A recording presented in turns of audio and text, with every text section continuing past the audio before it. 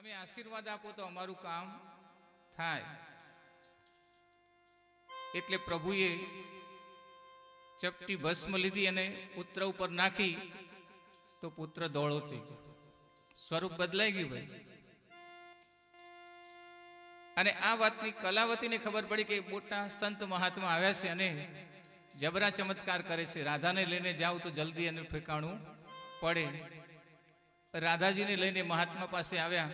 બોલે મહાત્મા, આ મારી રાધા, તમે ચપટી નાખો તો એનું સૌંદર્ય વધી જાય છે, તો મારી રાધા ઉપર પણ થોડી ચપટી નાખો. કનૈયો કહે કે મારી ચપટી એવી છે કે કાળા હોય એની ઉપર નાખું તો ધોળા થઈ જાય, પણ આ તો ધોળી છે, જો એના ઉપર નાખીશ તો કાળી થઈ જશે. બોલે તો પછી એમ કરીને કલાવતી આગળ વધ્યા, પાછા ગયા. ઘર તરફ વળ્યા ત્યાં તો રાધાજી બેભાન થઈને નીચે પડ્યા. મોઢામાંથી પીણા આવવા લાગ્યું. ન જાણે શું થઈ ગયું, અને એ તો એકદમ ગભરાયા. ઉપાડીને રાધાજીને મહાત્મા પાસે પાછા લાવ્યા. મહાત્માની સામે રાધાજી બેભાન પડ્યા છે. પ્રાર્થના કરી એટલે મહાત્માજીએ આંખો બંધ કરી દીધી અને ઊંડા ધ્યાનમાં ગયા હોય એમ મહાત્માજીએ લીલા શરૂ કરી. મહાત્માએ કીધું કે તારી દીકરીનું મૃત્યુ નજીક આવી ગયું છે અને તૂટી એની બુટ્ટી મળે, હવે પૂરું થઈ ગયું. એને બચવાનો કોઈ હવે ઉપાય રહ્યો નથી. એ બાબાજી, હું ખોળો પાથરું છું, પ્રાર્થના કરું છું, કોઈ પણ ભોગે એને બચાવી લો, કારણ કે મારે તો આ એકની એક દીકરી છે. છેલ્લા શ્વાસ સુધી તમારો ઉપકાર આ જીવન હું ભૂલીશ નહીં, એના પ્રાણ બચાવી લો.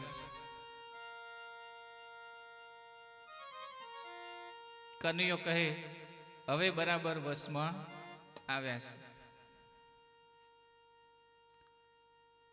અત્યારે હાલ જ એનો ઉપાય એક જ છે કે અત્યારે હાલ જ કોઈ સાધુ મહાત્માની સાથે આ દીકરીને પરણાવી દો તો એના પ્રાણ બચી જાય. એનો સંકલ્પ તમે હાલ ને હાલ લઈ લો.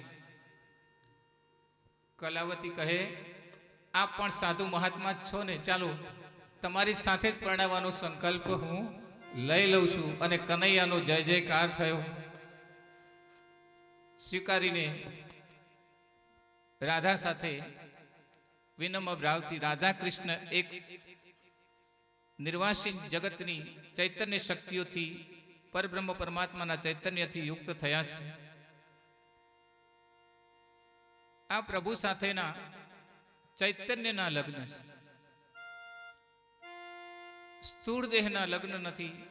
સુખદેવજી સમજાવે છે કે મરવા બેઠેલું ચૈતન્ય જો પ્રભુની દ્રષ્ટિ અથવા પ્રભુના આશીર્વાદ પ્રાપ્ત થાય તો એ બેઠું થાય છે, અને એ બેઠું થયેલું ચૈતન્ય એ ભક્તિનો ઉપદેશ પ્રદાન કરતા કરતા જગતને સાચા લગ્નનો સંબંધ, મર્મ અને અર્થ સમજાવે છે. રાધેશ્યામના લગ્નની આ કથા ગર્ગ સંહિતાની અંદર દિવ્ય ભાવથી પ્રગટ થયેલી છે. જગતની અંદર રાધા એ દિવ્ય વાસનાથી મુક્ત, ચૈતન્યથી યુક્ત એવા પ્રભુના સુપાત્ર છે. શ્રીમન્નારાયણ નારાયણ હરિ હરિ, શ્રીમન્નારાયણ નારાયણ હરિ હરિ, શ્રીમન્નારાયણ નારાયણ હરિ હરિ, શ્રીમન્નારાયણ નારાયણ હરિ હરિ, શ્રીમન્નારાયણ નારાયણ હરિ હરિ, શ્રીમન્નારાયણ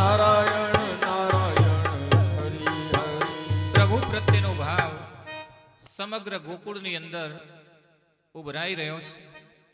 દરેકના હૃદયની અંદર કનૈયો વ્યાપી ગયો છે. ગોપીઓ માખણ વેચવા નીકળે ત્યારે મોહનને વેચવાની વાત કરે છે. હૃદયની અંદર પ્રભુના નામ સ્મરણનો દિવ્ય ભાવ દ્રઢ થયેલો છે અને એને કારણે આખું ગોકુળ એ કૃષ્ણમય બની ગયું છે. કંસે પોતાનો પ્રયત્ન ચાલુ રાખ્યો છે.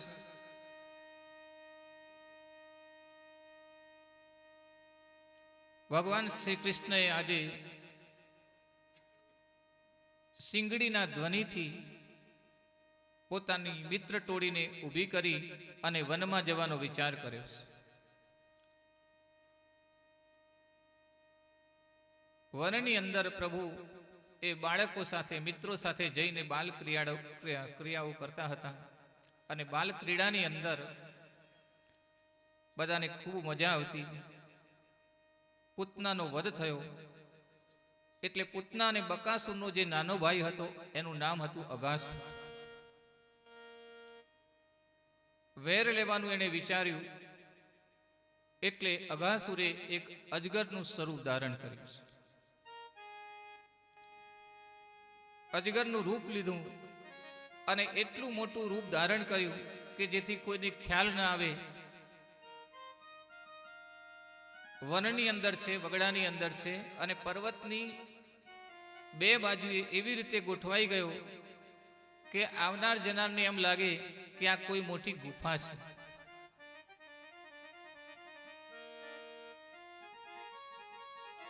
બાળકો જે કૃષ્ણ સાથે હતા એ ધીરે ધીરે આગળ વધી રહ્યા છે. વાછડાઓ પણ આગળ વધી રહ્યા છે. આજ ભગવાન શ્રી હરિ કૃષ્ણ પાછળ છે. એટલે બાળકોને અને વાછરડાને એમ થયું કે આ કોઈ ગુફા છે એટલે અંદર એમણે પ્રવેશ કરી લીધો. એની જીભ એટલી બધી મોટી છે, પોચી પોચી લાગે છે એટલે બધાને એમ થયું ગોવાળોને કે બાજુમાં ઝરણા વહે છે એટલે એને કારણે આ જમીન થોડી પોચી થઈ ગઈ છે. એમ કરતા કરતા બધા વાછડા અને ગોપ ગોવાળ એના શરીરમાં પ્રવેશ કરી ગયા. અગાસુર, અગહ એટલે કુટિલ, અગાસુર એ પાપ છે અને પાપના મુખની અંદર આ બધા વાછડા અને ગોપ ગોવાળોએ પ્રવેશ કર્યો. સુખદેવજી સમજાવે છે એનું કારણ માત્ર એક જ છે કે એમણે પ્રભુને પાછળ રાખી છે. આજ પ્રભુ શ્રી કૃષ્ણ પાછળ છે. જે પ્રભુને આગળ રાખે છે એનો જય જયકાર થાય છે. અર્જુને પ્રભુને સારથી બનાવ્યા, આગળ બેસાડ્યા એટલે એનો જય જયકાર થયો. આજ કૃષ્ણ પ્રભુ પાછળ છે અને એટલા માટે પાપના મુખમાં આ બધા ધકેલાઈ ગયા છે. અગાસુર તો કૃષ્ણનો જીવ લેવા આવ્યા છે અને એ રાક્ષસ પ્રભુએ વિચાર્યું કે હવે મારે પણ આમાં પ્રવેશ કરવો પડશે એટલે પ્રભુએ પણ અગાસુરના પેટમાં પ્રવેશ કર્યો. અગનો મતલબ થાય છે કુટિલતા, પાપ. આ સંસાર એ અગાસુરનું રૂપ છે અને એની અંદર અજ્ઞાનતા વશ કેટલાય લોકો પાપના મુખમાં ધકેલાઈ જાય છે અને એવા સમયે પ્રભુ એમને પાપમાંથી મુક્ત કરવા માટે સ્વયં અવતાર ધારણ કરે છે અને પાપથી યુક્ત એવી ધરા ઉપર પાપનો ભાર ઓછો કરી અને અંતે સૌને સુખ પ્રદાન કરે છે. પવિત્રાણાય સાધુના વિનાશાય ચ દુષ્કૃતામ. એવા નિર્દોષ ગોપ ગોવાળોને બચાવવા માટે અગાસુરના શરીરની અંદર પ્રભુએ પ્રવેશ કર્યો. અગાસુરને ખબર પડી કે હવે આપણો કાળ અંદર પ્રવેશી ગયો છે. મોઢું બંધ કર્યું અને કનૈયાએ લીલા કરી એના કંઠ સુધી જઈ અને પોતાનો વિસ્તાર કર્યો, શરીરનો વિસ્તાર કર્યો. અગાસુરનો શ્વાસોશ્વાસ અટકી ગયો. તરત જ એનું મૃત્યુ થયું. અસુરના પેટમાંથી વાછડા અને બાળકો ઈશ્વરે બહાર કાઢ્યા અને પોતાની અમૃત દ્રષ્ટિથી સૌને જીવિત કર્યા છે. સૌ બાળકો યમુનાને કાંઠે આવ્યા, સ્નાન ઇત્યાદિ કરી કૃષ્ણને કહેવા લાગે કે પ્રભુ, અમને હવે બહુ ભૂખ લાગે છે, હવે ચાલી શકાય એમ નથી. આ વાછડા ભલે ઘાસ ખાય, પણ અમે આગળ હવે ચાલી શકીએ એમ નથી. થોડું ઘણું લાવ્યા છીએ તો ભોજન કરી લઈએ. ગોપ બાળકો ગોળ વીંટળાઈ ગયા અને પ્રભુને વચ્ચે બેસાડ્યા છે.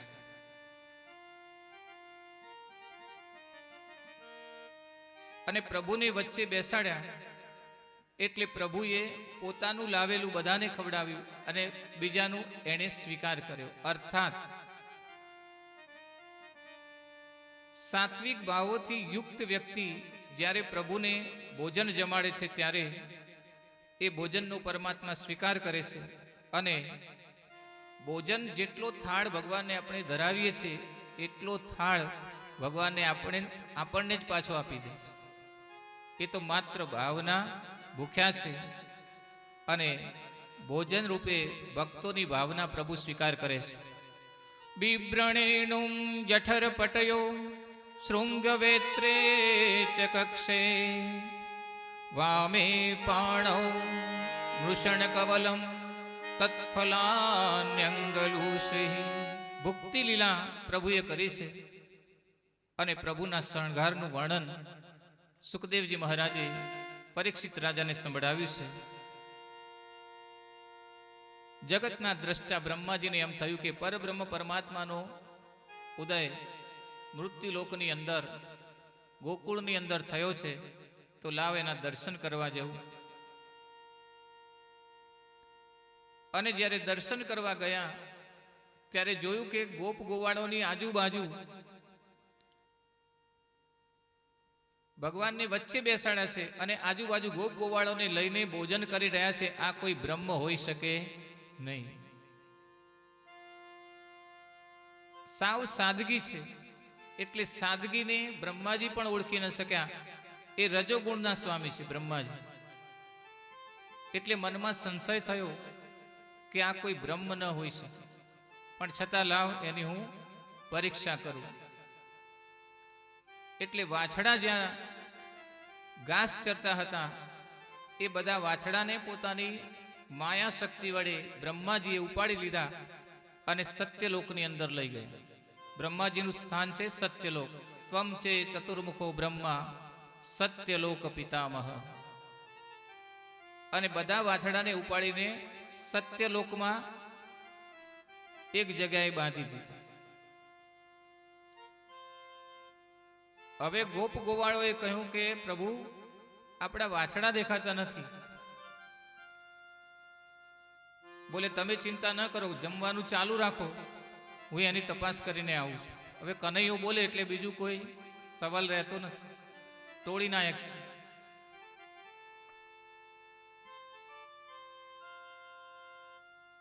અને કનૈયો ત્યાંથી અળગો થયો એટલે બ્રહ્માજીએ આ બધા બાળકો હતા ગોપ ગોવાળો એને પણ ઉપાડી લીધા અને સત્યલોકમાં સ્થાન આપ્યું. હવે બ્રહ્માજી વિચાર કરે છે કે હવે જોઉં કે ગોકુળની અંદર શું દશા થાય છે, અને આ પરબ્રહ્મ પરમાત્મા હશે તો કોઈ સંકટ આવવાનું નથી.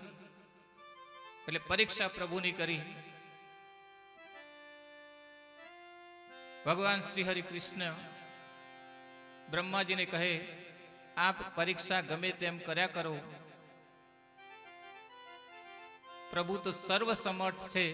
જેટલા પણ વાછડા હતા એટલા વાછડાના રૂપ ભગવાને રૂપાંતરણ કરીને ધારણ કર્યા છે, અને જેટલા ગોપ ગોવાળો હતા એટલા રૂપ પ્રભુએ ધારણ કર્યા છે. અને ગોકુળની અંદર કોઈને ખબર ન પડી કે એનું વાછડું બદલાયું છે. એની માતા ગાયને પણ ખબર ન પડી કે આજે બીજું વાછરડું મારું દૂધ પી રહ્યું છે, અને એની માતાને પણ ખબર ન પડી કે મારા ઘરમાં મારો લાલો નથી પણ આ બીજો કોઈ લાલો આવ્યો છે. ભગવાનનું આ રૂપાંતરણ સ્વરૂપ છે. બ્રહ્માજીની એક ઘડી ભોજનનો કોળિયો મુખમાં મૂકે, એક ઘડી એટલે આ પૃથ્વી ઉપર આખું વર્ષ વીતી ગયું.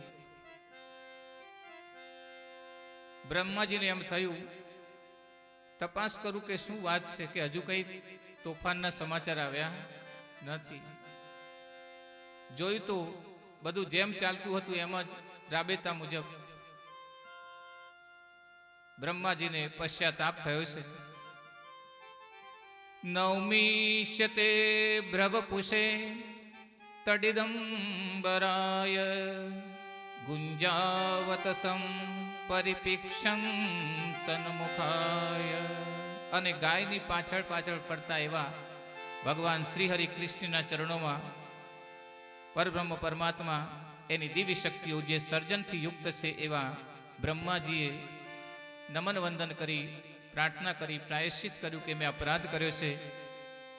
મારા કરતાં તો આ ગોપ ગોવાળો ખૂબ ભાગ્યશાળી છે કે એમને તમારી પાસે રહેવાનું આટલું મોટું સૌભાગ્ય મળ્યું છે. બ્રહ્માજીની પરીક્ષામાં પરબ્રહ્મ પરમાત્માએ બ્રહ્માજીને ઉપદેશ આપ્યો છે. પોતાની પાત્રતાને વિકસિત કરીને, બ્રહ્મ દ્રષ્ટિને જાગૃત કરીને મનુષ્ય સંસારની ક્રિયાઓને ધારણ કરવા માટે તપ અને તિતિક્ષાના માધ્યમ દ્વારા દિવ્ય દ્રષ્ટિ પ્રાપ્ત કરે તો જ ભગવાનની લીલાઓ એને સમજમાં આવે છે. એટલે બ્રહ્માજીએ ફરીથી પાછા ધ્યાનમગ્ન થઈ પરબ્રહ્મ પરમાત્માનું ધ્યાન કર્યું છે. મોહ નિંદ્રામાંથી જાગીને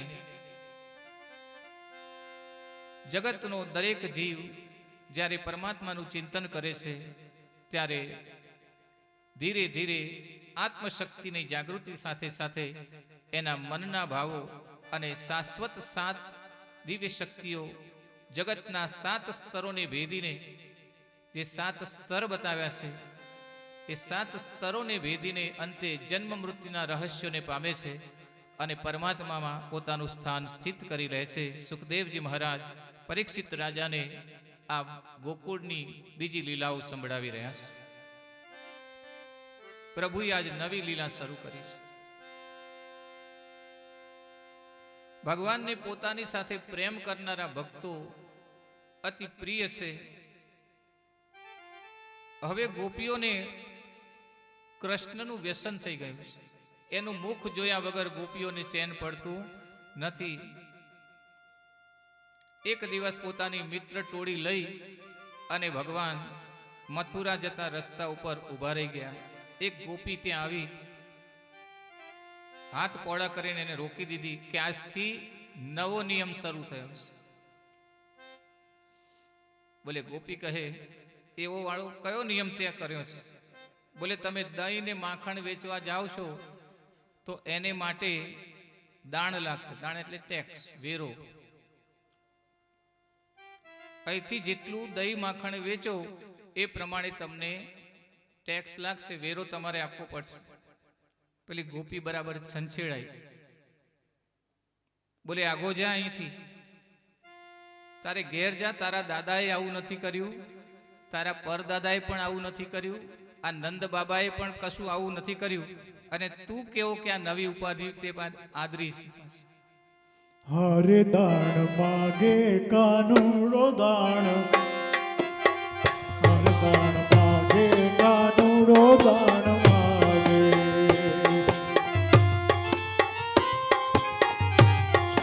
હરે દાણ કિયા મુલાક નો તુદણી,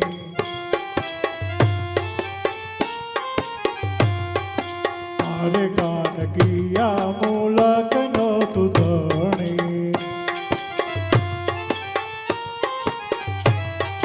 હારે મારી નવરંગ ચૂંદડી તાણી કાનુડો દાણ માગે, હારે મારી નવરંગ ચૂંદડી તાણી કાનુડો દાણ માગે, હારે દાણ માગે કાનુડો દાણ માગે, હારે ગાન કિયા મુલક નો તુદણી,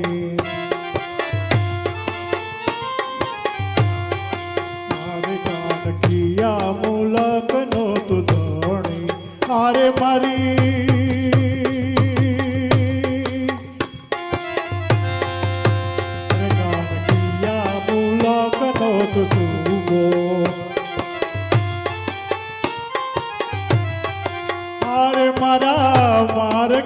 ગવાચમાં ઊભો ઊભો મારા ગવાચમાં ઊભો કાનુડો દાણ માગે. અરે દાણ માગે કાનુડો દાણ માગે. માગે કાનુડો દાણ માગે. હું તને દાણ નહીં આપું. અને કનૈયાએ કાંકરી ઉપાડી. સટીક નિશાન લીધું છે અને મટુકી ફોડી ગોપીનું આખું શરીર મિશ્રી માખણ દહીં વાળું થઈ ગયું. હવે કશું વધ્યું નહીં એટલે વેચવા જવાનો કોઈ સવાલ રહેતો નથી. ઘર તરફ પાછી વળી 2-3 ગોપીઓ એને સામે મળી. એ પણ દહીં વેચવા મથુરા જતી હતી. આ ગોપીઓને એણે કહ્યું કે પાછા વળો, આજ દહીં વેચવા જવામાં મોટો ભય છે. આ મારી દશા જોઈને તમને ખબર પડી જવી જોઈએ. આપણો ગિરધારી આજ ગાંડો થઈ ગયો છે. ત્યારે ગોપીઓએ એ ગોપીને કહ્યું કે ગિરધારી ગાંડો નથી થયો, આપણે બધા એની પાછળ ગાંડા થયા છે. અમે પણ એની પાછળ ગાંડા થઈએ છીએ. અમે જોઈએ છીએ કે શું થાય છે, એનો અનુભવ કરીએ. એટલે 3 ગોપીઓ એનું સાંભળ્યા વગર આગળ વધી અને ત્યાંથી ફરમાન છૂટ્યું, રૂક જાઓ. કનૈયો કે રૂક જાઓ. એટલે ગોપીઓએ મીઠા સ્વરમાં કીધું કે વ્રજ વિહારીજી શું વાત છે, બોલો શા માટે અકળાવ? બોલો શું જોઈએ? આ માખણ મિશ્રી આ બધું તમારું છે, અમારું નથી, લઈ લો લઈ લો. ગોપીઓએ સમર્પણ કરી દીધું. સુખદેવજી મહારાજ સમજાવે છે કે આ ગોપીઓના સમર્પણથી પ્રભુ એટલા ખુશ થઈ ગયા કે એમને કોઈ પણ પ્રકારની છેડછાડ વગર મથુરામાં દહીં અને મિશ્રી વેચવા માટે રજા મળી ગઈ. પ્રભુનું જે સમર્પણ છે, એ પરમાત્માનું જે સમર્પણ છે, એ સમર્પણ કરનારના ભાવોમાંથી પ્રાપ્ત થાય છે. અને એટલું સમર્પણ સામે પ્રભુ એને અર્પણ કરે છે. અર્થાત ભગવાનને ભોજનનો થાળ જમાડીએ તો ભગવાન અન્નના ભંડાર ભરે છે, એમાં કોઈ સંશય નથી. આમ નિત્ય નવી નવી લીલાઓ પ્રભુ કરી રહ્યા છે.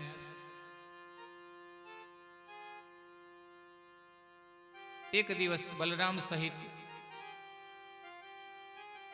ભગવાન શ્રી કૃષ્ણ વનની અંદર ગયા છે.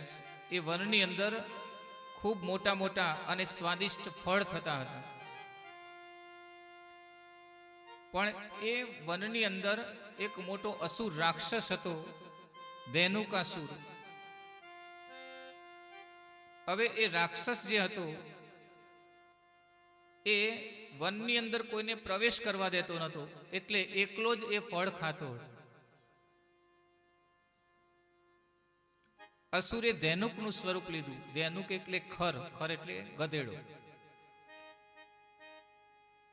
અને ગધેડાનું સ્વરૂપ લીધું. ગધેડા ફળ ખાતા નથી, એ તો ઉકરડાની અંદર જ ખોરાક શોધ્યા કરે છે. આજ ગધેડાનું સ્વરૂપ લીધું છે.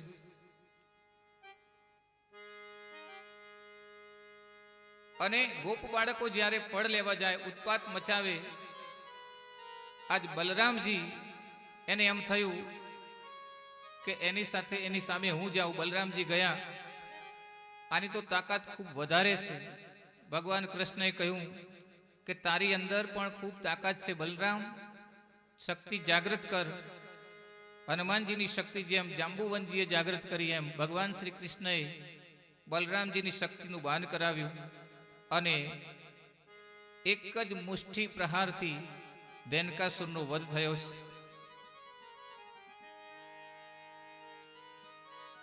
એક દિવસ પ્રભુ ગાયો ચરાવતા ચરાવતા યમુનજીના ધરા પાસે આવ્યા છે. થોડીક ગાયોએ ધરાનું પાણી પીધું અને ગાયોના તત્કાળ મૃત્યુ થઈ ગયા.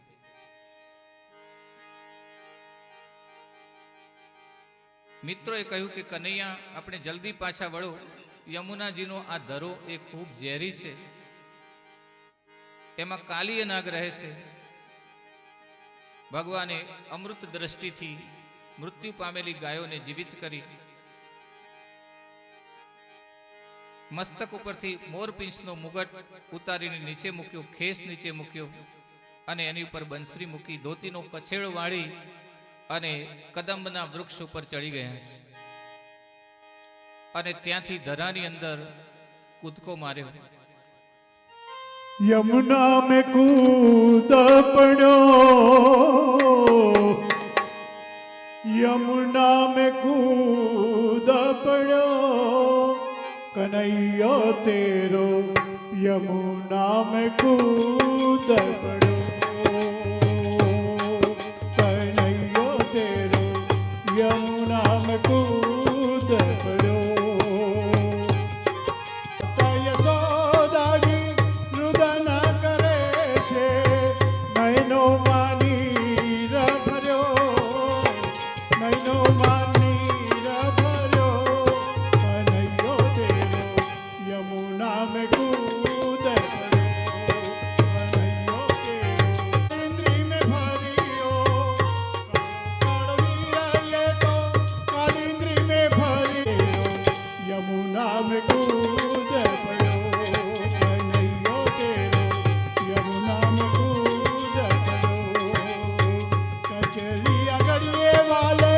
गोवर्धन पाड़ो, गड़िए वाले इंद्र को मानो, कन्हैया तेरो यमुना में कूद पड़ो, कन्हैया तेरो यमुना में कूद पड़ो, कन्हैया तेरो यमुना में યમુનાની ધરાની બેખડમાં આરામ કરતો હતો. એને 10 ફણાઓ હતા. નાગને તો એક જ ફણ હોય, છતાં ભાગવતમાં લખ્યું છે કે કાલીય નાગને 10 ફણા. કનૈયો ધરામાં પહોંચ્યો છે. નાગ સૂતો હતો અને એની 2 નાગ કન્યાઓ નાગણીઓ જાગતી હતી, ચોકી કરી રહી છે. મૃત્યુ દ્વાર સમા ધરાની અંદર જ્યારે કનૈયાએ બાળ સ્વરૂપે પ્રવેશ કર્યો છે, ત્યારે એના સ્વરૂપને જોઈને નાગણીઓને એમ થયું કે આટલું સુંદર મનમોહક આ સ્વરૂપ, આ બાળક કદાચ ભૂલો પડ્યો લાગે છે, અથવા તો એની માતાને બહુ બાળકો હશે એટલે આને વિખૂટો પાડી દીધો છે અને એટલે અહીંયા આવ્યો છે. પૂછે છે કે બાળક, તું શા માટે અહીંયા આવ્યો છે?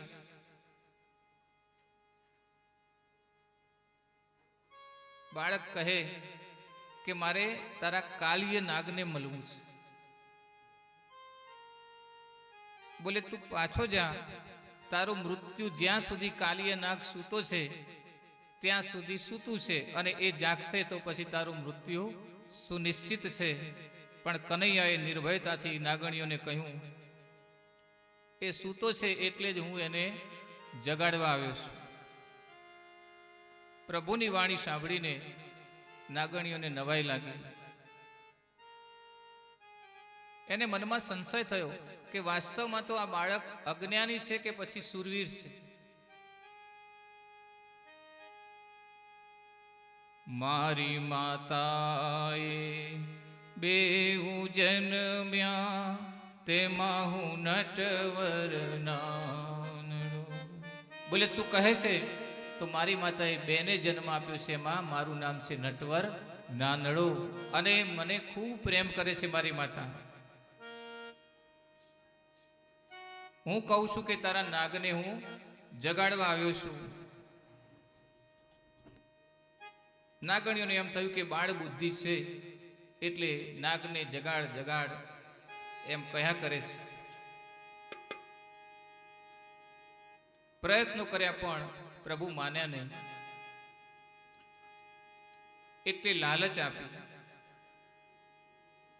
કે જો પાછો તું જાય તો તને અમારા દાગીના દાગીના બધું તને આપી દઈએ, તું પાછો જા. કારણ કે પરમાત્માનું સ્વરૂપ એટલું દિવ્ય છે એ જોઈને એ બાળક પ્રત્યે એમને આકર્ષણ થયું છે અને એનો જીવ બચી જાય એવા પ્રયત્નો નાગણીઓ કરે છે.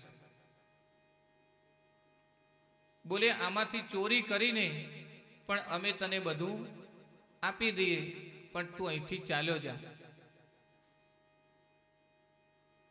પણ પ્રભુ માનતા નથી અને પછી નાગણીઓ કહે હવે કોઈ ઉપાય બચ્યો નથી. હવે નાગને જગાડે છે અને એકદમ જાગે ઊંઘમાંથી બરાબર તો ક્રોધ અવશ્ય આવે. એટલે એમનો ક્રોધ શાંત રહે એટલા માટે નાગણીઓ હજુ પણ પ્રયત્નશીલ છે. ધીમે રહીને ચરણ ચાપી મૂછ મરડી નાગણે નાગ જગાડ્યો, ઉઠો ને બળવંત કોઈ બારણે નાનો બાળક આવ્યો. પ્રેમથી જગાડ્યા, ક્રોધ ન આવે અને કદાચ આ બાળકને એનો દંડ ભોગવવો ન પડે. નાગણીઓને ખબર નથી કે આ બાળક તો બળવંતનો પણ બળવંત છે. શેરને માથે આજે સવા શેર આવ્યો છે. પ્રભુને જોતા નાગને ક્રોધ ચડ્યો, ફૂંફાળો મારી કનૈયા તરફ ધસ્યો.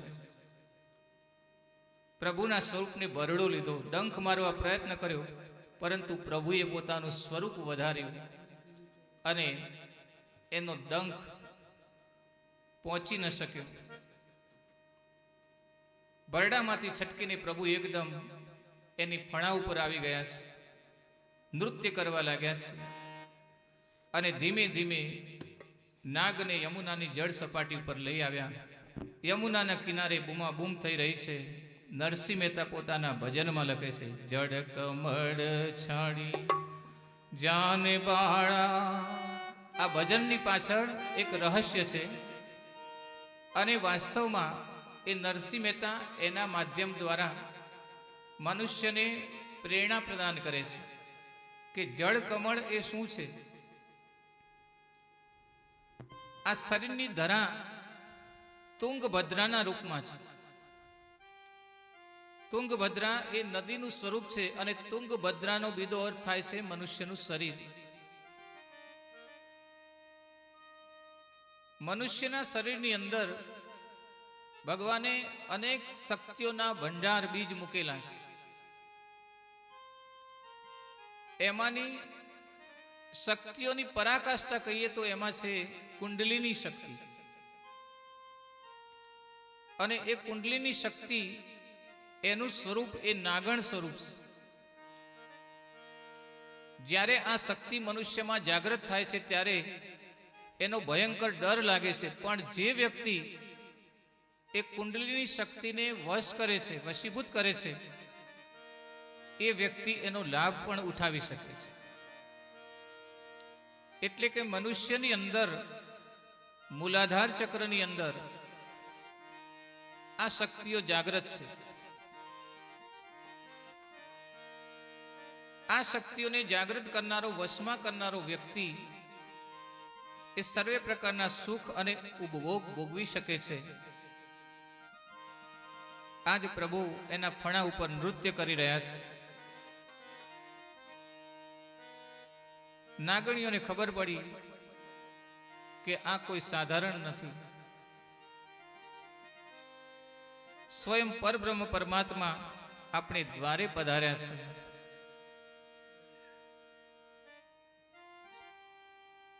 પ્રાર્થના કરી કે અમારા પતિદેવને મુક્ત કરો. પ્રભુએ એની વિનંતીથી કાળી નાગને છોડી દીધો છે.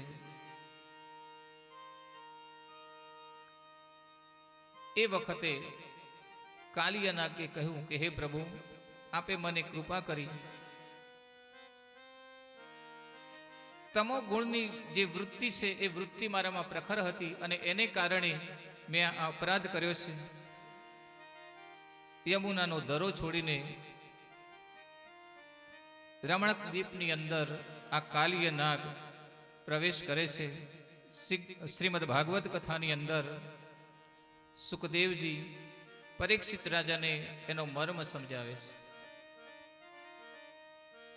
યમુનાનો ધરો એટલે ભક્તિ, અને ભક્તિનો જે નિવાસ છે એ હૃદયની અંદર હોય છે.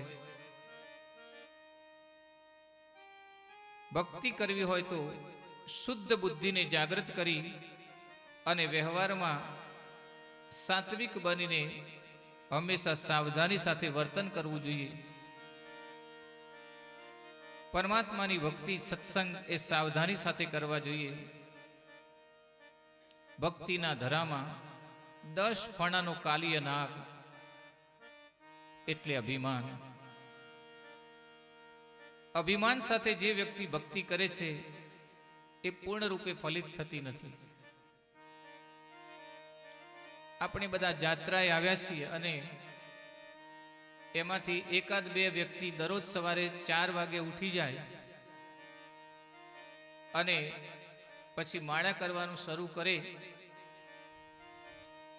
મનમાં એવો ભાવ જાગે કે હું એકલો જ છું કે માળા કરું છું, બાકી બધા ઊંઘે છે, તો એની માળા કશા કામમાં આવતી, કારણ કે અહંકાર થયો. પણ એવું વિચારે કે હું માળા કરું છું, આ લોકો શાંતિથી ઊંઘી રહ્યા છે, એનું કારણ એ છે કે પૂર્વ જન્મની અંદર એણે ઘણા બધા તપ અને પુણ્ય કર્યા છે, એટલે નિરાંતની ઊંઘ એમને મળી છે. મારે હજુ એ ઊંઘ મેળવવાની બાકી છે, એટલે મારે 4 વાગે ઉઠવું પડે છે. મનની સ્થિતિ બદલાય તો અહંકાર એ વિનમ્ર ભાવની અંદર મનુષ્યનો તારણહાર બને છે. એટલે કાલિય નાગ એ અહંકારનું પ્રતીક છે. એનું જ્યારે દમન થાય છે ત્યારે પ્રભુની કૃપા દ્વારા એ યોગ્ય કર્મોના માધ્યમથી તપ દ્વારા પાપોનું શમન કરવાને અર્થે પોતાનું નિત્ય સ્થાન પ્રાપ્ત કરે છે. કાલિય નાગનું મુખ્ય નિત્ય સ્થાન એ યમુનાનો ધરો નથી, પરંતુ એની પાછળ સુખદેવજી મહારાજ સમજાવે છે કે કાલિય નાગ તો એ સમયે ગરુડજી દ્વારા સર્પોનો નાશ કરવામાં આવી રહ્યો હતો, કારણ કે એમનો ખોરાક એ છે. એટલે સર્વસંમતિ થઈ કે નાગકુળના દરેકે એક એક સર્પ અમાસને દિવસે અમુક ઠેકાણે મૂકવો અને ગરુડજી એનો આસ્વાદન કરે. પણ કાલિય નાગ એણે આ સંકલ્પની ઉપેક્ષા કરી. જેણે જેણે ઉપેક્ષા કરી ગરુડજી દ્વારા એનો વિનાશ થયો. પણ આને ખબર હતી કે યમુનાના ધરાની અંદર જઈશું તો ગરુડજી ત્યાં પ્રવેશ કરી શકે એમ નથી, કારણ કે એમને શ્રાપ છે. સૌભરી મહાત્માનો એમને શ્રાપ લાગેલો. એટલે એ ત્યાં ચાલી ગયો હતો અને ત્યાં જઈને એણે ભાડાનું ઘર જેમ લીધું હોય એમ એનું સામ્રાજ્ય પોતે ઝેરના માધ્યમ દ્વારા ફેલાવ્યું હતું. આજ પ્રભુના ચરણનો સ્પર્શ એના મસ્તક ઉપર થયો. એટલે એક તો એ સુરક્ષિત હતો યમુનાના ધરામાં, પણ ભગવાનના અંગનો સ્પર્શ થતાં ભગવાને એને કહ્યું કે હવે તારે ડરવાની જરૂર નથી. સાયા તું બડો ધણી તુજસે બડો ન કોઈ, તું જિસકે સર પે હાથ રખે વો તુજસે ભી બડો હોય. હવે તારે ડરવાની જરૂર નથી. એ ભય મુક્ત થયો અને રમણક દ્વીપની અંદર રહેવા જતો રહ્યો છે. કાલિય દમન પછી ભગવાન કૃષ્ણને મળીને વ્રજવાસીઓ ખૂબ આનંદિત થયા છે. ધરામાં જ્યારે કૂદી પડ્યા ત્યારે આખું નગર ખૂબ દુઃખી હતું.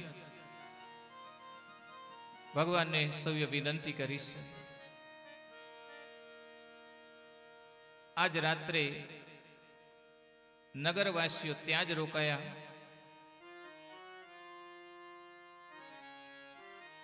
એકાએક મધ્યરાત્રિએ દાવાનળ સળગ્યો છે. પ્રભુએ એ દાવાનળનું પાન કર્યું. દાવાનળનો મતલબ છે ક્રોધ, કામ, લોભ, મોહ. આજુબાજુ રહેલા તમામ જીવોનો ઉદ્ધાર કરતા કરતા પ્રભુએ દરેકના દુઃખોને પોતામાં ધારણ કર્યા છે. અને કનૈયો આમ રમત રમતા રમતા પોતાની લીલા આગળ વધારી રહ્યા છે.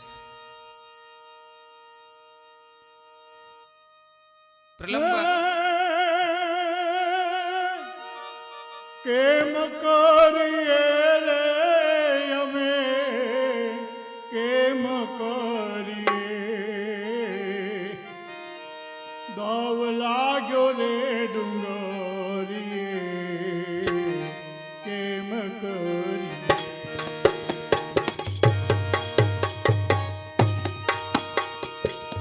કેમ કરીએ રે અમે, કેમ કરીએ, દાવ લાગ્યો રે ડુંગરીએ, કેમ કરીએ. હાલવા જઈએ તો અમે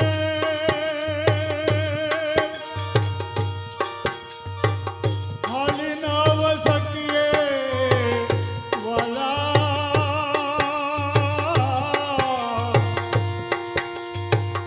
હાલવા જઈએ તો વાલા,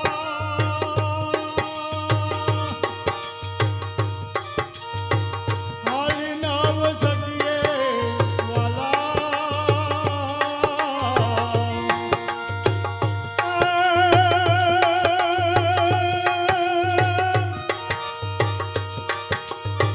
બેસી રે લઈએ તો અમે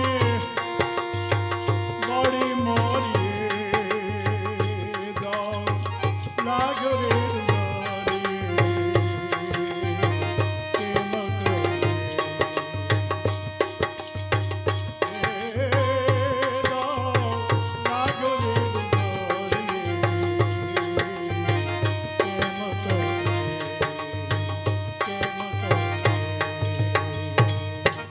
દાવાનળનું પાન કરી પ્રભુ શ્રી હરિ વિષ્ણુએ વૃંદાવન વાસીઓની રક્ષા કરી છે.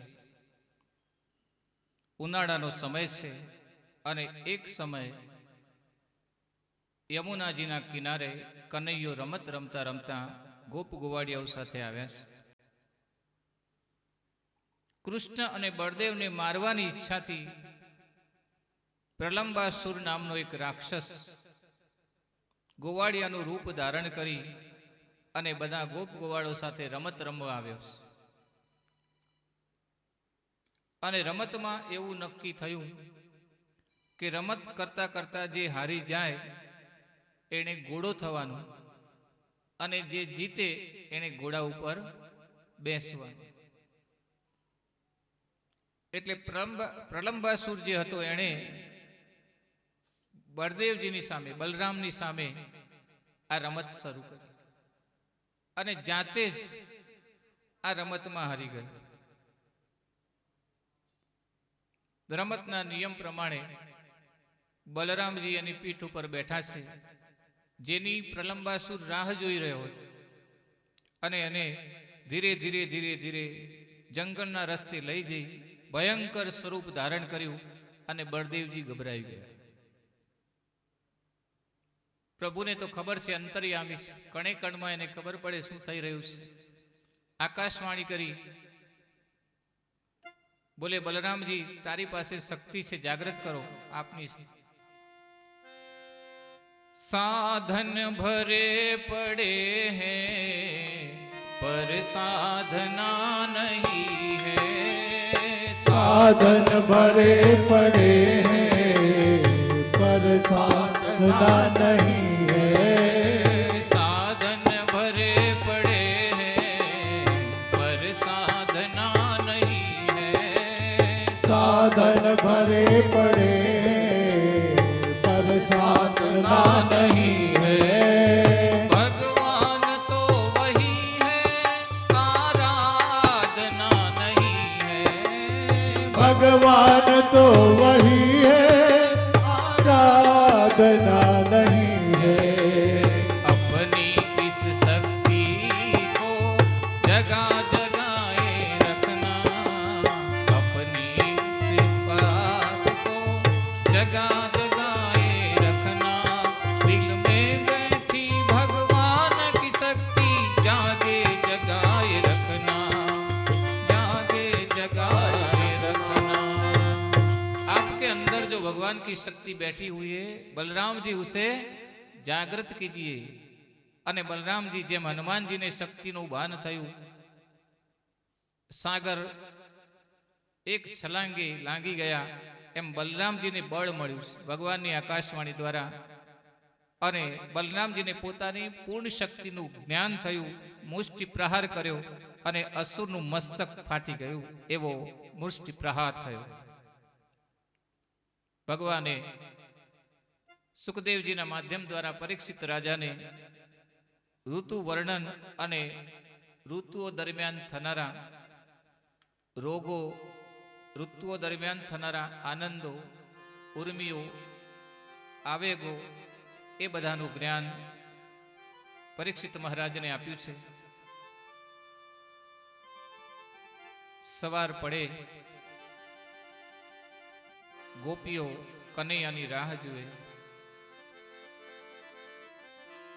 હવે તો કનૈયાનો ક્રમ થયો છે કે દરરોજ સવારે ગાયો ચારવા જાય અને સાંજ પડે એટલે ઘેર આવે।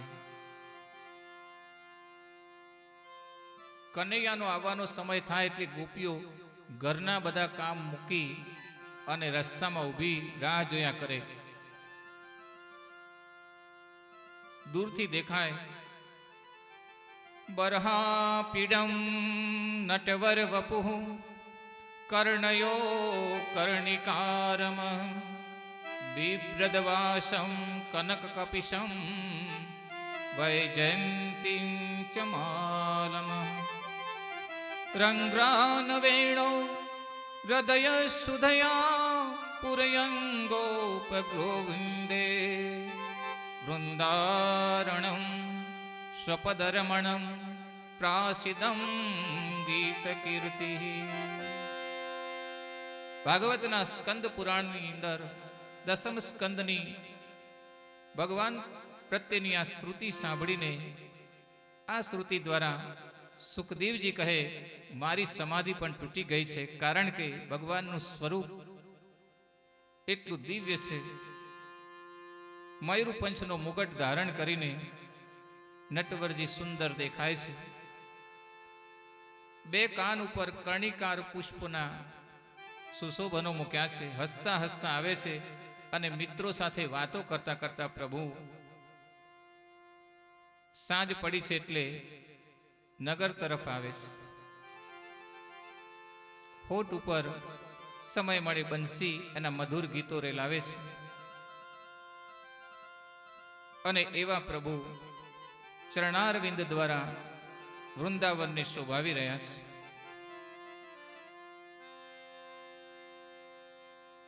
ગૌરજનો સમય છે અને ગાય દ્વારા ઉડાડેલી જે રજ છે એ રજને પ્રભુ ઘરે આવ્યા પછી સાફ કરતા નથી, કારણ કે એને અતિ પ્રિય છે। એટલા માટે કહેવામાં આવ્યું છે કે કદાચ કોઈ વ્યક્તિ ઉપર ભૂત પ્રેત એનો કોઈ ઓછાયો હોય અથવા કોઈ દર્દ મટતું ન હોય તો એવા વ્યક્તિને ગૌરજના સમયે ગામને ગોંદરે ભાગોળે બેસાડવું અને ગાયોના ચરણથી જે રજ ઉડે એ રજ જો એના ઉપર પડે તો એમાંથી એ મુક્ત થઈ જાય છે। એટલું મહત્વ સુખદેવજી મહારાજ પરીક્ષિત રાજાને ગાયોનું સમજાવી રહ્યા છે। એ પવિત્ર રજ છે અને વૃંદાવનની અંદર પ્રવેશતા ધૂલી સદુર સ્વરૂપવાળા ભગવાન કનૈયા એ રજથી દૂર થવા માંગતા નથી। અક્ષણ્યવતામ ફલમિદમ ન પરમ વિદામ। અને ભગવાનનું આવું ધૂલીય સ્વરૂપ જોઈને ગોપીઓ ખૂબ આનંદિત છે એક ગોપી બીજી ગોપીને કહે કે આપણે ભાગ્યશાળી છીએ કે બ્રહ્માએ જેનું દિવ્ય દર્શન પ્રાપ્ત કરવામાં તપશ્ચર્યાની જરૂર પડી, દેવતાઓને જેના દર્શન કરવામાં તપશ્ચર્યાની જરૂર પડી, એવા ગોવિંદના પ્રત્યક્ષ દર્શન આપણને આ ચર્મ ચક્ષુથી થઈ રહ્યા છે. એ આપણી પૂર્વજન્મની ભક્તિનું જ ફળ હોઈ શકે. સુખદેવજી સમજાવે છે કે જે આંખોએ પ્રભુના દર્શન કર્યા નથી એ આંખો નિષ્ફળ છે. જે હાથો દ્વારા પ્રભુની સેવા થઈ નથી એ હાથ પણ નિષ્ફળ છે. અને સત્સંમતિ અથવા સંત તરફ ભક્તિ તરફ જેના પગ ચાલ્યા નથી એ પણ નિષ્ફળ છે. કાનથી હરિકથા નથી સંભળાઈ એ કાન પણ નિષ્ફળ છે. જે જીભ દ્વારા પ્રભુને ગુણગાન ગવાયા નથી, ભજન કીર્તન થયા નથી એ પણ નિષ્ફળ છે. ગોપી કહે ગોવિંદના દર્શન, એના ગુણોનું શ્રવણ કીર્તન સેવા એ મનુષ્ય જન્મની સાર્થકતા છે. અને પરમાત્મા સાથે જ આપણે જોડાવું જોઈએ. આપણે તો સહજ રીતે એ પરબ્રહ્મ પરમાત્માને આપણે ત્યાં પામી રહ્યા છીએ. ખૂબ આનંદિત છે. માગશર મહિનો આવ્યો છે અને વ્રજની કુમારિકાઓએ કાત્યાયની દેવીનું વ્રત કર્યું છે.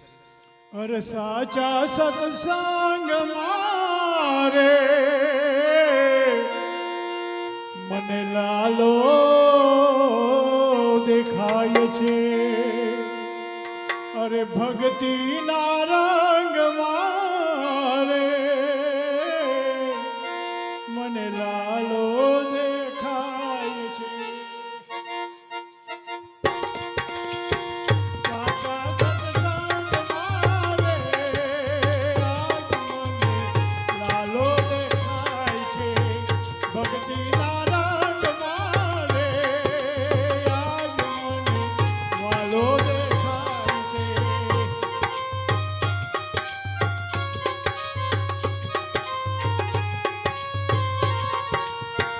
જૂનાગઢ ગામ છે ને નાગરાણી ગામ છે.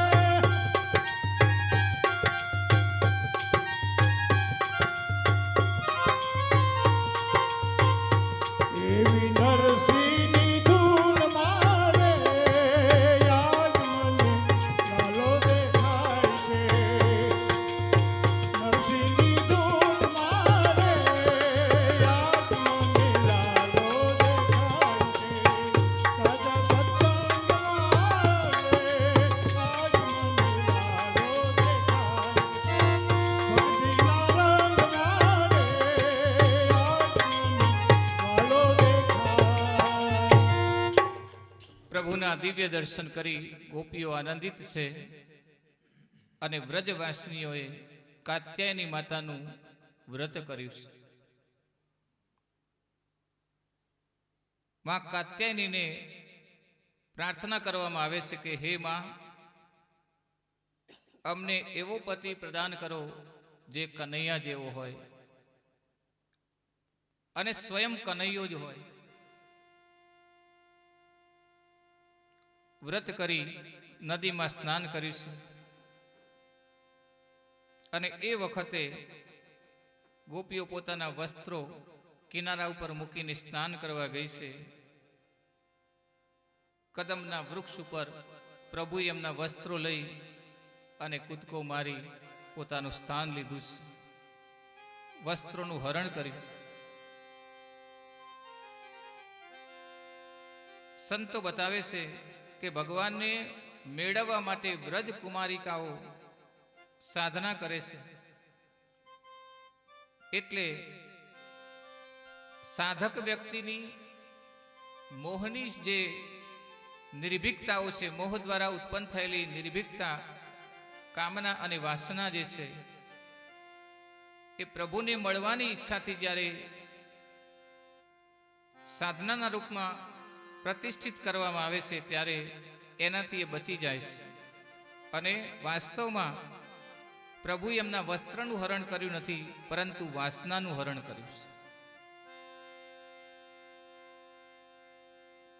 જેમ નદીની અંદર સ્નાન કરી રહેલી સ્ત્રીઓએ વ્યાસ ભગવાનને જોયા ત્યારે એમને શરમ અને સંકોચ થયો, પોતાના શરીર ઢાંકી દીધા. પણ જ્યારે સુખદેવજી મહારાજ ત્યાંથી પસાર થયા ત્યારે એ સંકોચ એમને ન થયો, કારણ કે માયાથી એ વિરક્ત છે. એના સંસર્ગથી કોઈ વિકાર પેદા થાય એવી પરિસ્થિતિ છે જ નહીં. એટલે સુખદેવજીનું આ સ્વરૂપ એમને વિચલિત કરનારું નથી. આ તો સાક્ષાત પરબ્રહ્મ પરમાત્મા છે અને એણે વસ્ત્રોનું હરણ કર્યું છે. ત્યારે એ વાસ્તવમાં વસ્ત્રોનું હરણ નહીં, પણ વાસનાનું હરણ છે. ભગવાન આ રીતે અનેક લીલાઓ કરી રહ્યા છે અને પોતાના ગોપ ગોવાળોને વનની મહત્તા દર્શાવી અને વૃક્ષોનું પણ મહત્વ સમજાવી રહ્યા છે.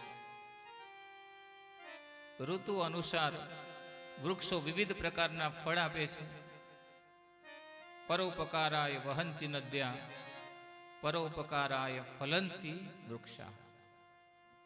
ભગવાન સ્વયં ધરતીનું જે ઘરેણું છે એ વૃક્ષનો મહિમા ગાય છે. વૃક્ષો એ સાચા સંત છે. પોતાનું સમગ્ર એ જગતને પ્રદાન કરે છે. આમ ભગવાન લીલા કરતા કરતા ગોપજનોને એનો ઉપદેશ પણ કરે છે. આગળ જતા એક સુંદર મજાની કથા સુખદેવજી મહારાજ પરીક્ષિત મહારાજને સંભળાવે છે કે બ્રાહ્મણો એ સમયે યજ્ઞ કર્મની અંદર વ્યસ્ત છે અને આખા વિશ્વનું કલ્યાણ એ યજ્ઞ દ્વારા સંભવશે. થાય છે કલ્યાણ સારા વિશ્વનું યજ્ઞથી, यज्ञ ही है भगवान सारे जग में रहती. भगवान की कहानी जो यज्ञ से जुड़ी, यज्ञ ही है भगवान जिसे सर्वे तो जुड़ी. राम राम कृष्ण कृष्ण गोविंद हरे, यज्ञ ही प्रकृति का भार तो हरे. राम राम कृष्ण कृष्ण हरि हरि, यज्ञ ही प्रकृति का तो जो हरे. विश्वान के कार्य की सिद्धि मिले तो, यज्ञ ही प्रभु राम का स्वरूप बने जो.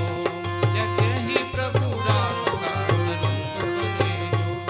यज्ञ એ ત્રણ શક્તિઓને નિર્મિત કરનારી સનાતન સંસ્કૃતિની ધરોહર છે, જેમાંથી સર્જન, પોષણ અને વિસર્જનની દિવ્ય શક્તિઓ પ્રાપ્ત થાય છે. સર્જનની શક્તિ માટે બ્રહ્માજીએ વિષ્ણુના નાભિ કમળની અંદરથી પોતાનું પ્રાગટ્ય કરી તપના માધ્યમ દ્વારા જ્ઞાન યજ્ઞ કર્યો અને સૃષ્ટિનું સર્જન કર્યું. ભગવાન શ્રી હરિ વિષ્ણુએ એ જ્ઞાનની ગાથા ગીતાના રૂપમાં મનુષ્યના દિવ્ય સંસ્કારોને વિચારોને પોષિત કરી અને એ સંસ્કારોનું પાલન પોષણ કર્યું. અને દુર્બુદ્ધિને દૂર કરનાર ભગવાન શિવજીએ આ દુર્બુદ્ધિનો વિધ્વંસ કર્યો. જે યજ્ઞની અંદર ભગવાન શિવનું સ્થાન નથી એ યજ્ઞ નિષ્ફળ છે. દક્ષ પ્રજાપતિએ અહંકારને વશીભૂત થઈ અને ભગવાન શિવજીને આમંત્રણ ન આપ્યું અને એને કારણે એનો યજ્ઞ પણ નિષ્ફળ થયો અને એના બધા જ કાર્યો બગડી ગયા. એટલે ત્રણ શક્તિઓનું સંતુલન યજ્ઞ દ્વારા સંભવ છે અને યજ્ઞ આ ત્રણેય શક્તિઓને પ્રદાન કરનાર છે. યજ્ઞથી સર્જન થયું છે પરબ્રહ્મ પરમાત્માનું. એટલે જગતમાં યજ્ઞને પિતા માનવામાં આવે છે અને સંસ્કૃતિની દેવી જે વેદ માતા છે એના માધ્યમ દ્વારા એના સંયોગથી દ્વિજની પ્રાપ્તિ થાય છે. દ્વિજનો મતલબ થાય છે બ્રાહ્મણત્વ. બ્રાહ્મણત્વનો મતલબ એ છે કે સંસ્કૃતિના દિવ્ય ગુણોને ધારણ કરીને એના આદર્શોથી યુક્ત રહીને જીવન જીવવા માટે જે બંધાય છે, સંકલ્પબદ્ધ બને છે, એવો વ્યક્તિ એ દ્વિજ અથવા બ્રાહ્મણ કહેવાય છે. અને એવા બ્રાહ્મણો દ્વારા ધર્મ કાર્ય કરવાથી સંસારનું કલ્યાણ થાય છે. એટલે બ્રાહ્મણ જ્યારે પોતાની સંકુચિતતાઓથી બહાર આવી અને ખરા અર્થમાં ભિક્ષાને પેટ ભરવાનું માધ્યમ માની અને જીવન જીવે તો દુઃખી થાય છે. પણ ભિક્ષાને પેટ ભરવાનું માધ્યમ ન માની જગતના કલ્યાણ માટે મેળવેલા જ્ઞાનનો ઉપયોગ કરવા માટે જ્યારે સંકલ્પબદ્ધ બને છે ત્યારે સંસારનું કલ્યાણ થાય છે. અને આવા બ્રાહ્મણો દ્વારા જ્યારે યજ્ઞ કર્મ થાય છે ત્યારે એ ખૂબ જ સફળ થતું હોય છે. આજ બ્રાહ્મણો યજ્ઞ કર્મ કરવા માટે બેઠા છે અને એ વખતે ગોપ ગોવાળો સાથે પ્રભુ શ્રી રામ શ્રી કૃષ્ણ ત્યાં આવ્યા છે. બલરામ સહિત કહ્યું કે ભૂખ લાગી છે એટલે બાજુમાં યજ્ઞ થાય છે અને આ યજ્ઞ અંગિરસ યજ્ઞ અર્થાત ત્યાં અન્નનું દાન થઈ રહ્યું છે, ભોજનનું દાન થઈ રહ્યું છે. એટલે આપ બે બાળકો જાઓ, બે ગોપાળિયાઓ અને થોડુંક પ્રસાદ લઈ આવો. બે જણા ગયા, બ્રાહ્મણો પાસે પ્રસાદ માંગ્યો. ધૂતકારીને પાછા કાઢી મૂક્યા.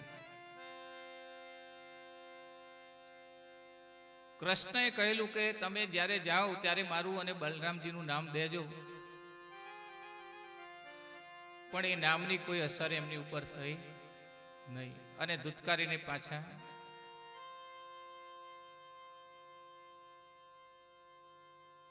કનૈયે કહ્યું કે હવે ફરી થોડોક પ્રયત્ન કરી જુઓ, કદાચ એમની અંદર દયા આવે અને થોડોક પ્રસાદ મળી જાય તો આપણી ભૂખ ટળી જાય.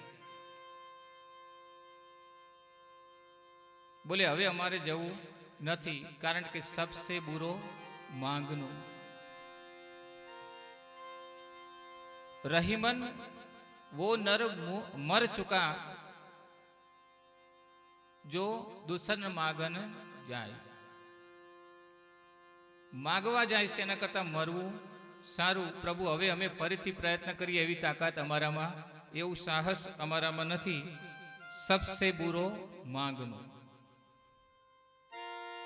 બોલે કઈ વાંધો નહીં, ત્યાં ન જાવ તો બ્રાહ્મણની જે પત્નીઓ છે એમની પાસે જાઓ અને ત્યાં જઈને કહેજો કે કૃષ્ણ અને બલરામ આવ્યા છે અને એમને ભૂખ લાગી છે કે થોડું ભોજન એમને જોઈએ છે, પ્રસાદ આપો. તો સાધુને સંતાપે ત્રણ જાય,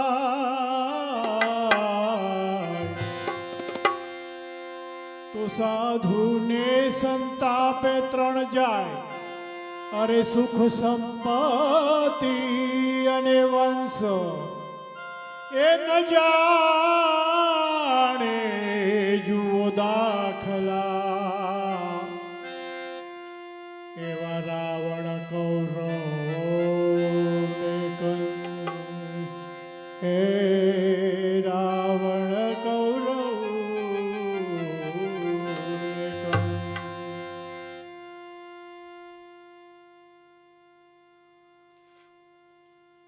बुरो प्रेम को पंथ बुरो जंगल में बासो. बुरो प्रेम को पंथ बुरो जंगल में बासो. बुरो नारी से नेह बुरो मूरख में हासो. बुरो सुम की सेव बुरो भगिनी घर भाई. बुरी नार को लक्ष्य सास घर बुरो जमाई. बुरो पेट पंपाड़ है बुरो सुरन में भागनो. कवि गंग कहे अकबर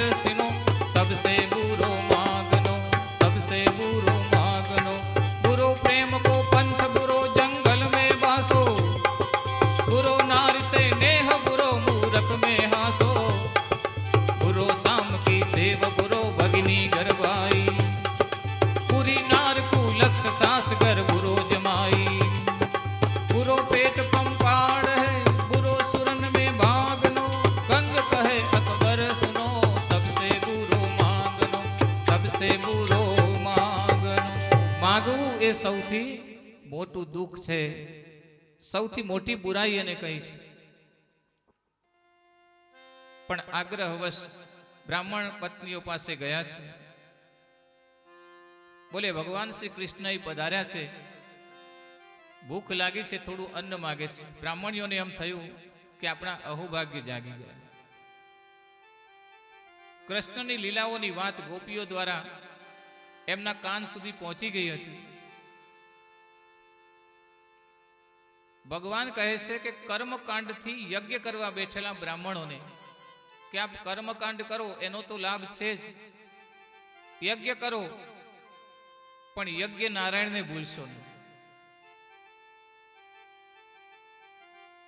જેના થકી જેને આહુતિ આપવા યજ્ઞ કરો છો એને ભૂલશો નહીં. કર્મકાંડમાં માત્ર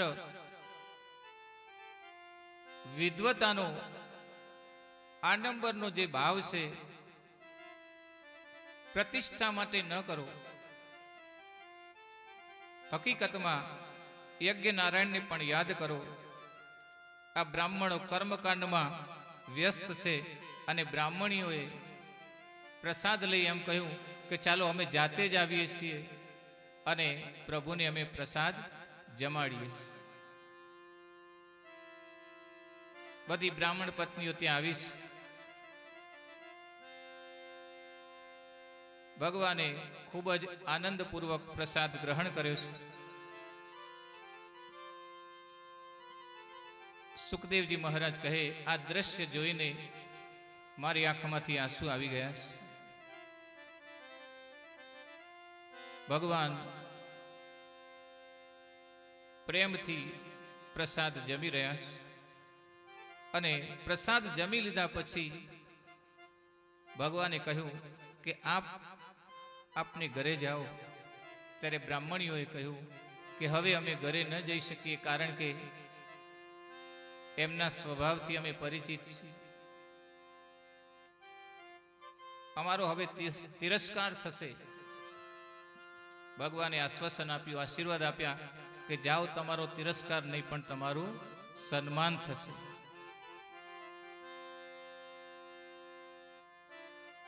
બ્રાહ્મણીઓ ઘર તરફ વળી છે. યજ્ઞ ચાલે છે.